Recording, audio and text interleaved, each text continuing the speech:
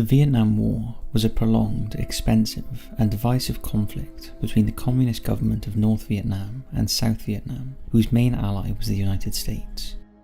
Yet, it often gets overlooked and is referred to as a pointless war that took the lives of over 3 million people, including over 58,000 Americans and 1.5 million innocent Vietnamese civilians.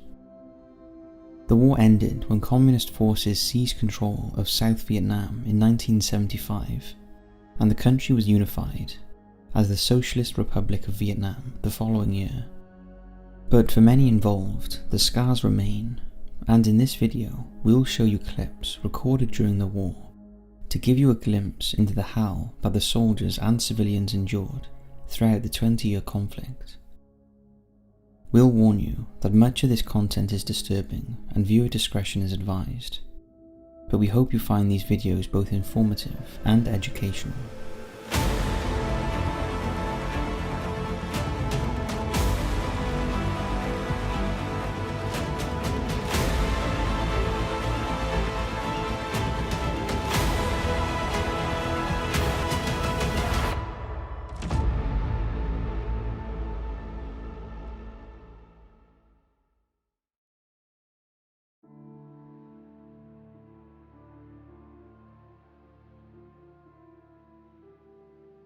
Being a soldier, especially when in a foreign country, would be scary.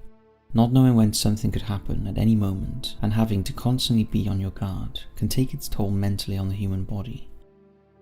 This was a daily struggle for all soldiers in active combat, regardless of which war it is. In the following video, you see an example of just how unpredictable war can be. During a cover story by CBS News, in which they are following a group of soldiers and giving background stories on each man, the platoon suddenly comes under fire from a squadron of Viet Cong. The firefight lasted several minutes, and the sergeant of the platoon was shot twice in the leg, but still manages to answer questions from the field reporter before being airlifted to a nearby hospital. Take a look at this.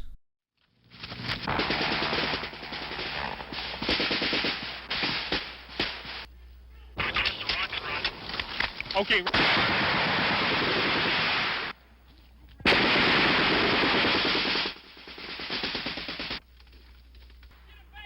Get him back here if you can. Can you move him? 270 from the smoke, approximately 100 meters away from it. I'll adjust you from here. Try to bring him back here. Remember to stop the bleeding. The news reporter summed it up best with the word harrowing.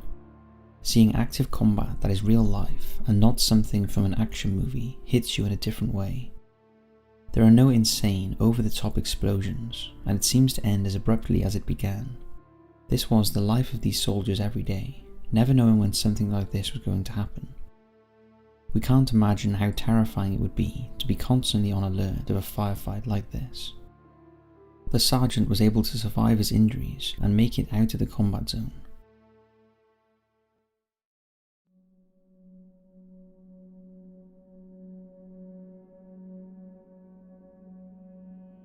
There were countless battles that took place during the Vietnam War.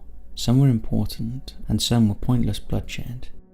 However, none seemed to be as pointless and frankly idiotic as the Battle of Hamburger Hill. The battle lasted for 10 days and resulted in the deaths of 72 American soldiers and over 600 North Vietnamese soldiers. The reason the battle caused controversy was because there was absolutely no strategic advantage of claiming the hill. It was simply because North Vietnamese soldiers were holding the hill and thinking it would be a simple capture, the American forces engaged with them. Take a look at this recorded footage from the battle itself.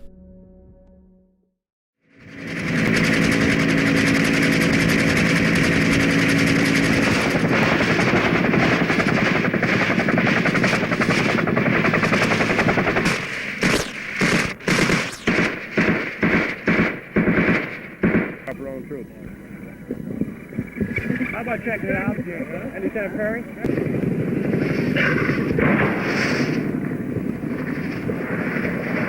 Right now they have the enemy trapped in a bowl to the west of the major portion of the hill. Over 700 people lost their lives for something that would not even be a key factor in the war, and many began questioning the reason why it was started in the first place. The name itself, Hamburger Hill, is quite morbid, as it got its name from soldiers referring to the area as being such a vicious battle that many soldiers ended up being chewed up like hamburger meat.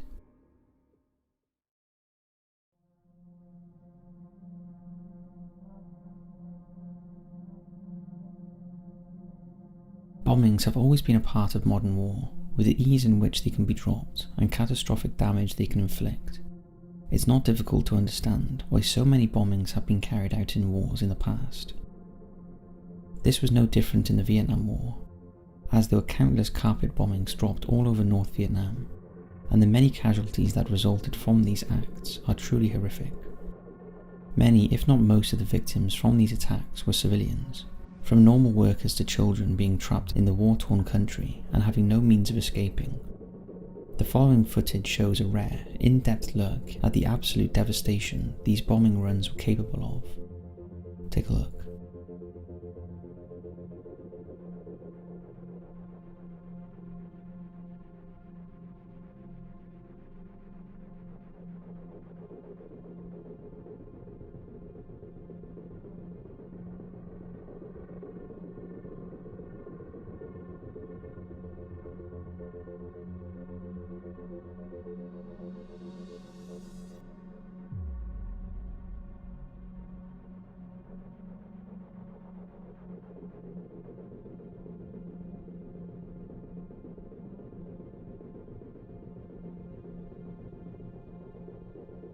It's truly scary and breathtaking that we as humans have been able to master the act of creating devices that extinguish life so quickly and violently.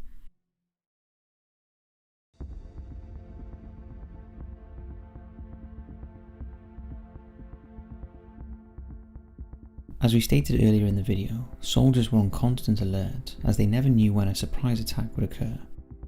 And not knowing what the enemy could have at their disposal was something all too familiar with many of the soldiers in each platoon.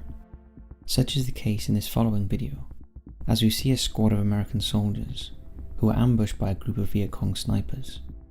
Within the first few moments, one soldier is killed and 2 others are wounded. The horrors of war are seen in full effect here, as soldiers begin scrambling to a position while trying to both fight off the enemy, while simultaneously trying to save their fellow soldiers. It shows why the after effects of war, such as PTSD, are so prevalent in soldiers coming home from a place where they could have died at any moment.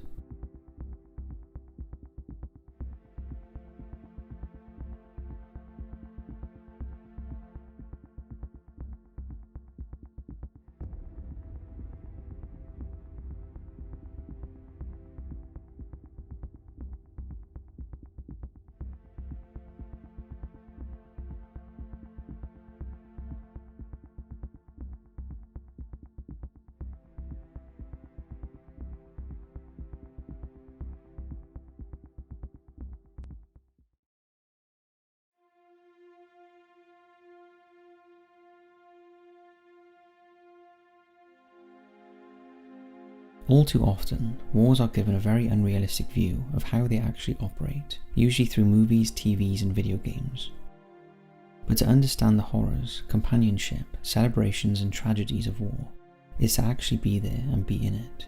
If you're a veteran watching this, or actively serving, you have our utmost respect. The following video is of Bill Earhart, who served in the Vietnam War. In the interview, he talks about what he saw, and it's a fascinating insight into what soldiers experienced during the Vietnam War. Well, when I got to Vietnam, I literally expected to be welcomed with open arms by the people of Vietnam. I had in my head the black and white newsreels I had seen on the Walter Cronkite 20th Century show of the American troops rolling through villages in France and being showered with wine and flowers and kisses. And as we were driving down, a guy from the battalion I was assigned to picked me up in a Jeep at Da Nang, and we had to drive the 20 miles to where my battalion was located, and I really was disappointed that there weren't people standing along the road waving to me and, you know, offering me flowers and things. I really expected to be greeted with open arms as a liberator, and it was It was as though I was invisible. And Jimmy and I went down there to the track park, and 2 tractors came in. They had a whole bunch of Vietnamese up on top. High, flat-topped vehicles, about 8 or 9 feet tall. And as the tracks wheeled into the park, the Marines up on top immediately began hurling these people off. They were bound hand and foot so that they had no way of breaking their fall. And they were old men, women, children, no young men. And I couldn't believe these guys were treating these people this way. And I turned to Jimmy and said, I grabbed him by the arm and said, what are those guys doing? We're supposed to be helping these people. And Jimmy turned to me and he looked at my hands on his arm. I sort of took them off and he said, Earhart, you better keep your mouth shut until you know what's going on around here. And I think it was at that point that I realized things were not quite what I was expecting. You know, the common perception, the notion I had when I was in high school was that it was the Viet Cong terrorized the Vietnamese population, forced them to fight against the Americans at pain of death. What I began to understand in Vietnam was that they didn't need to do things like that. All they had to do was let a Marine patrol go through a village, and whatever was left of that village, they had all the recruits that they needed. I began to understand why the Vietnamese didn't greet me with open arms, why they in fact hated me. But of course that didn't change the fact that my friends were getting killed and injured every day, and the only place that you could focus your own anger and fear was on those civilians who were there.